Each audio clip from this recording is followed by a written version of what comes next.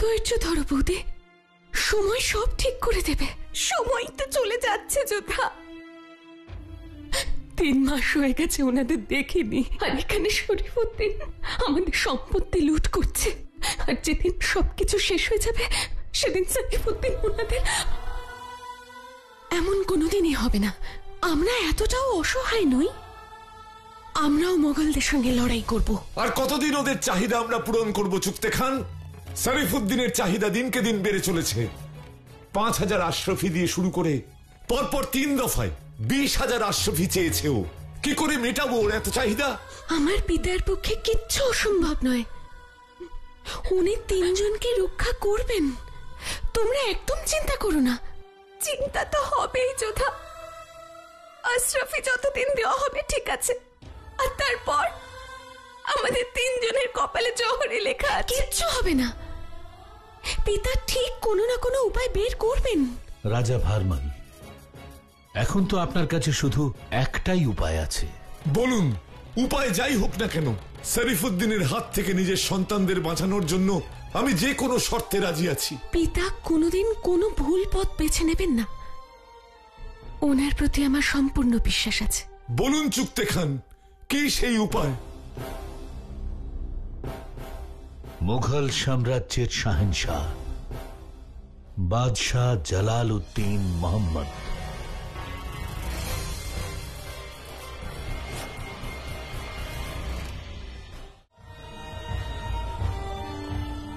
আসসালাম আলাইকুম। আমি চাই না এই বিষয়টা আমাদের পরিবারের কেউ জানতে পারুক। এই কথাটা আমি পরিবারের কাউকেই কোনোভাবেই বলিনি। আমি জালালের সঙ্গে দেখা করতে রাজি। আপনি নিশ্চিন্ত থাকুন রাজা ভারমান, এ কথা কেউ জানতে পারবে না।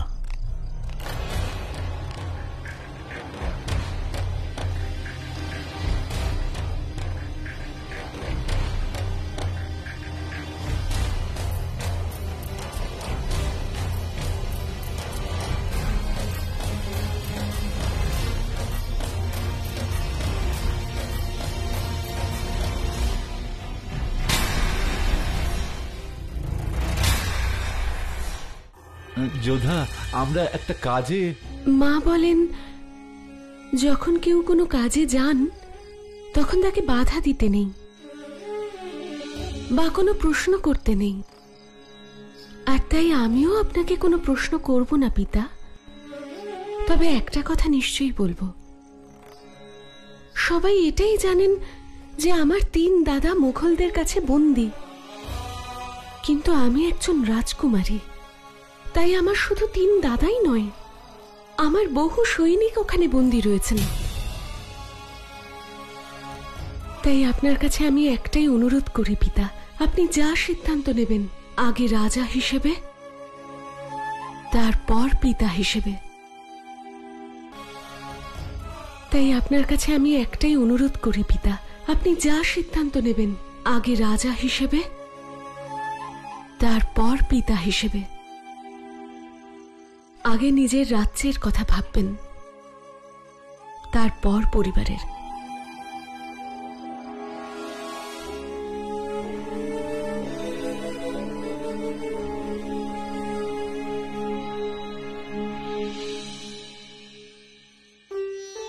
আপনি যে কার্যের উদ্দেশ্যে যাচ্ছেন, আমি প্রার্থনা করি যেন মা কালীর আশীর্বাদে আপনি সফল হন।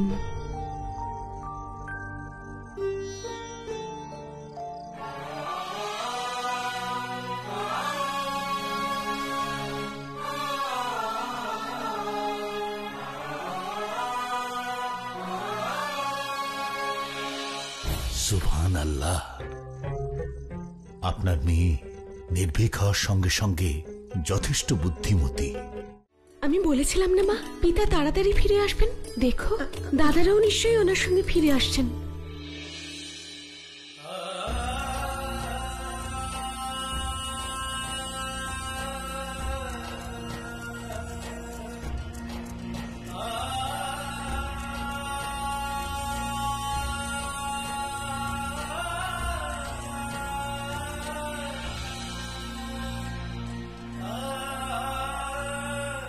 আমি জানি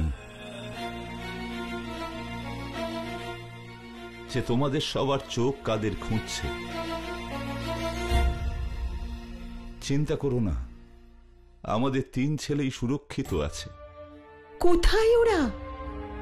আপনার সাথে কেন আসেনি? আমাদের 3 ছেলেই সুরক্ষিত আছে, আর আমেরও। কিন্তু এসব কবে হলো, কি করে হলো? এখন এটাই ধরে নাও যে এক শুভাকাঙ্ক্ষীর পরামর্শেই আমের রক্ষা পেয়েছে। এমন কোন শুভাকাঙ্ক্ষীকে পেলেন আপনি পিতা, যিনি আপনাকে এত ভালো একটি পরামর্শ দিলেন? আমি খুব ক্লান্ত আছি ভগবান দাস, আমি একটু বিশ্রাম করতে চাই। বাকি সমস্ত কথা পরে বলবো। কিন্তু দাদারা ঠিক ফিরে আসবেন মা, তুমি দেখে নিও। পিতা, আমায় আপনি ডেকেছেন? তোমাকে একটা প্রশ্ন করতে চাই যোধা। তোমার মনে আছে তুমি বলেছিলে যে যে মাটিতে তোমার জন্ম সেই মাটির জন্য তুমি সব করতে পারো? আজ সেই দিন এসেছে। আমায় বলো যে তুমি এই মাটির জন্য কি করতে পারো। মাতৃভূমির জন্য আমি নিজেকে মাটিতে মিশিয়ে দিতে পারি। আপনি বললে আমি নিজের শিরচ্ছেদ করতে পারি পিতা। আর আমি যদি বলি যে আমেরের সুরক্ষার জন্য তোমাকে মাটিতে মিশতে হবে না, মাটি ছেড়ে যেতে হবে, তাহলে? আপনি কি বলতে চান? আমি আমার প্রশ্ন আমার জ্যেষ্ঠ কন্যাকে নয়, আমেরের রাজকুমারীকে করছি।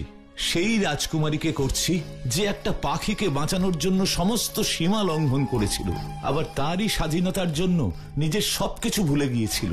সেই তুমি কি আজ আমেরের সুখ শান্তির জন্য নিজের সুখ দুঃখ, নিজের ভালো মন্দ সব ভুলে যেতে পারো? আমি সবকিছু করতে পারি আমেরের জন্য। কি মূল্য দিতে হবে আমায় আমেরের সুরক্ষা? অনেক বড় মূল্য যোধা, আর তা একমাত্র তুমিই দিতে পারো। কিন্তু কিভাবে? আমি তোমার অনুমতি না নিয়েই তোমার বিবাহ স্থির করেছি, কারণ তোমার 3 দাদা আর আমেরকে বাঁচানোর জন্য আমার কাছে একটাই উপায় ছিল। এবার সিদ্ধান্ত তোমার হাতে। এখন তুমি যদি এই প্রস্তাবে সম্মত হও তাহলে আমেরও রক্ষা পাবে, আর তোমার 3 দাদাও। আমি জানি যে এই প্রস্তাবে রাজি হওয়াটা তোমার পক্ষে সহজ হবে না, কারণ যার সঙ্গে আমি তোমার বিবাহ স্থির করেছি সে আর কেউ নয় বরং... ঠিক আছে পিতা, আপনাকে আর কিচ্ছু বলতে হবে না। না আমি ওনার নাম জানতে চাই, না জানতে চাই উনি কোথাকার রাজা। আমি শুধু এটুকু জানি যে আমের আর আমার দাদাদের সুরক্ষার জন্য আপনি কাউকে কথা দিয়েছেন। আমি সেই কথা রাখবই পিতা। এই কথা রাখলে যদি আমের সুরক্ষিত থাকে তাহলে ধরে নিন আপনি সেই মূল্য দিয়েছেন পিতা। আমি যে কোনো পরিবারেই যাই না কেন, কিন্তু আমি আমেরের ওপর কারুর কুদৃষ্টি পড়তে দেব না পিতা। এই বিয়ের জন্য আমি প্রস্তুত পিতা।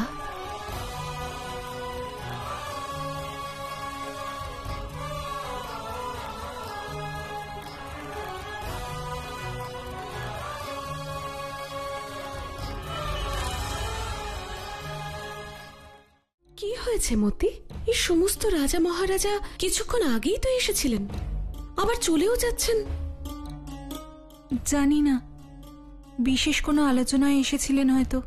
আমি বুঝতে পেরেছি, পিতা তো আমার বিয়ের সিদ্ধান্ত নিয়েছেন, তারই পরামর্শের জন্য ডেকে পাঠিয়েছেন নিশ্চয়। বিবাহ? তুমি তোমার বিবাহের বিষয়ে জানো? কালই পিতা আমায় বলেছেন। মহারাজ বলে দিয়েছেন? আর তুমি এই বিবাহের জন্য? হ্যাঁ, আমি প্রস্তুত। আমেরের সুরক্ষা আর পিতার কথা রাখার জন্য আমি সবকিছু করতে পারি। যে কোনো রাজবংশই আমার জন্য নির্ধারণ করুন না কেন, আমি পিতার সঙ্গে সহমত। রাজবংশ? তার মানে মহারাজ যোধা কি জালালের সম্পর্কে কিছু বলেননি? কি ভাবছো তুমি? না, কিছু না। মহারাজ তোমাকে নাম বলেননি? না, পিতা যখন বলেছেন যে আমিরের সুরক্ষার জন্য এই সম্বন্ধটা কতটা জরুরি, তখন আর কোনো প্রশ্ন করে কি লাভ? আমি ঠিক করেছি না মতি? মতি, আরে তুমি কাঁদছো কেন? বিয়ের পর আমি আমির ছেড়ে চলে যাব ঠিকই, কিন্তু তোমায় নয়। তোমায় তো আমার সাথে আমার শ্বশুর বাড়ি নিয়ে যাব। এবার কান্না বন্ধ করো আর কথা দাও, আমার সঙ্গে তুমি যাবে তো?